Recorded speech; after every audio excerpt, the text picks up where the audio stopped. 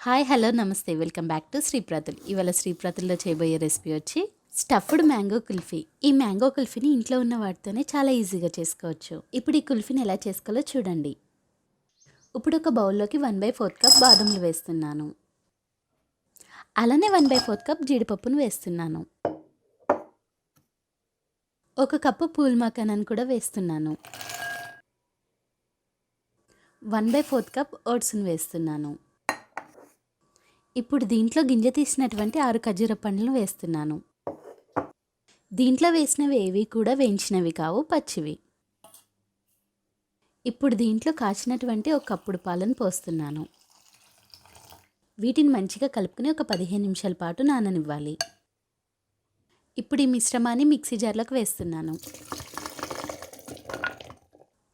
1 tablespoon milk powder, 1/2 teaspoon vanilla essence, అలానే ఒక అరకప్పు మామిడికాయ గుజ్జును కూడా వేస్తున్నాను.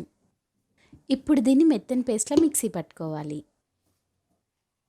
ఇప్పుడు ఒక మంచి మ్యాంగోని తీసుకుని లోపల ఉన్నటువంటి టెంకని నేను చూపిస్తున్న విధంగా తీసుకోవాలి. ముందుగా చేసి పెట్టుకున్నటువంటి మిశ్రమాన్ని ఈ మ్యాంగోలో వేసుకోవాలి. ఇప్పుడు ఈ మ్యాంగో ఫ్రూట్ని 5 to 6 అవర్స్ పాటు ఫ్రీజర్లో పెట్టుకోవాలి.